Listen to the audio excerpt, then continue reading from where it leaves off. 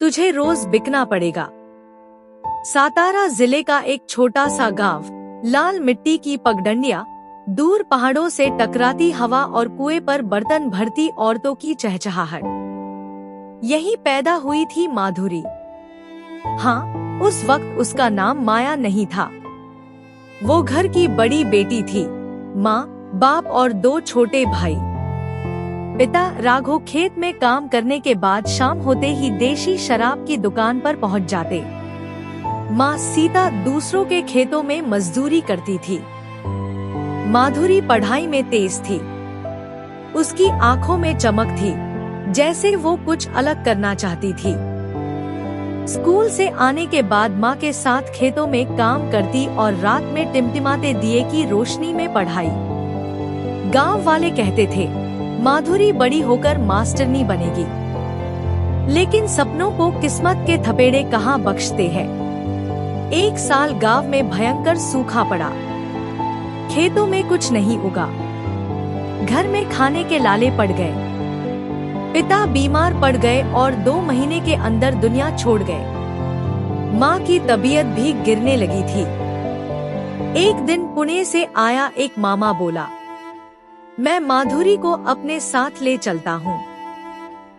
वहाँ एक अच्छी जगह है, काम भी मिलेगा और पढ़ाई भी हो जाएगी। माँ की आंखें भीग गई, पर उसने हाँ कर दी। माधुरी को एक छोटा सा थैला दिया गया, 2 जोड़ी कपड़े, एक पुरानी कॉपी और भगवान की तस्वीर। पुणे स्टेशन की भीड़ देखकर माधुरी सहम गई। मामा ने उसे एक मोटी और भारी गहनों वाली औरत को सौंप दिया।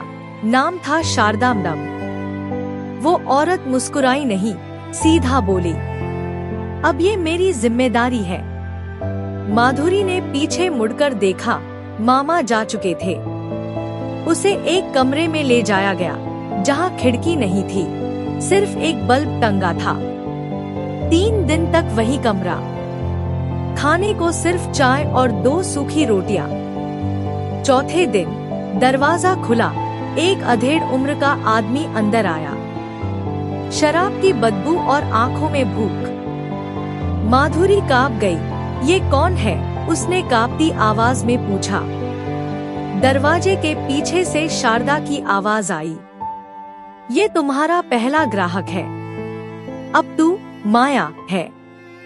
माधुरी तो गांव में ही मर गई। उस रात माया की आत्मा टूटी।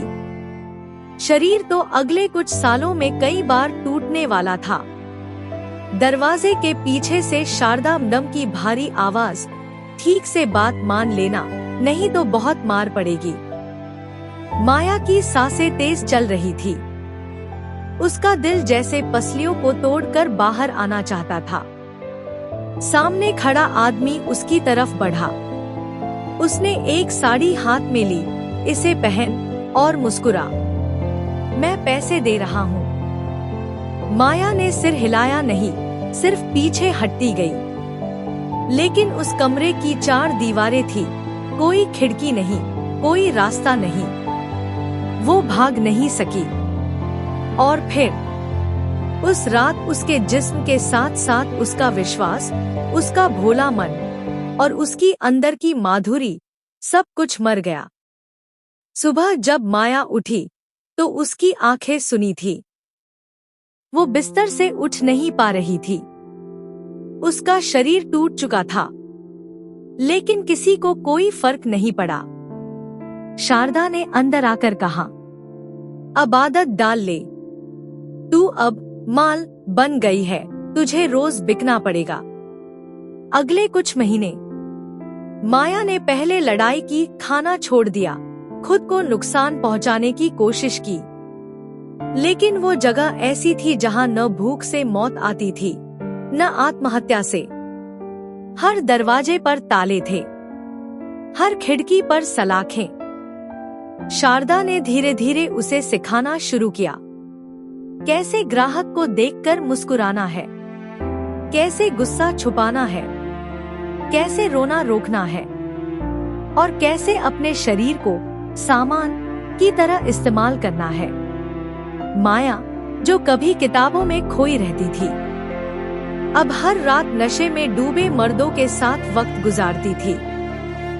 फिर एक दिन तेज बारिश हो रही थी। बुधवार पेट की गलियां कीचड़ से भरी थी। माया खिड़की के पास बैठी थी। बाहर पानी की बूंदें गिर रही थी और उसके अंदर कुछ टूट रहा था। उसने धीमे से खुद से पूछा, क्या मैं सिर्फ एक शरीर हूँ? क्या अब कोई रास्ता नहीं? उस दिन उसके कमरे में एक नई लड़की लाई गई। नाम था शबन। उम्र होगी मुश्किल से 16। डरी हुई, सहमी हुई। माया ने पहली बार किसी और को खुद की तरह टूटते देखा। वो पास गई, शबन के सिर पर हाथ रखा और बस इतना कहा, डर मत, मैं हूं ना। वो पल माया की जिंदगी का मोड़ था, जब उसने जाना कि अगर वो खुद नहीं बच सकती तो शायद किसी और को बचाने की कोशिश कर सकती है। धीरे धीरे अब माया को ग्राहक मिलने लगे। वो शांत थी, सुंदर थी और सबसे बड़ी बात, वो चुपचाप सब सहती थी। कई पुरुष उसे पसंद करते थे क्योंकि वो सवाल नहीं करती थी। माया के अंदर अब कोई भावना नहीं बची थी।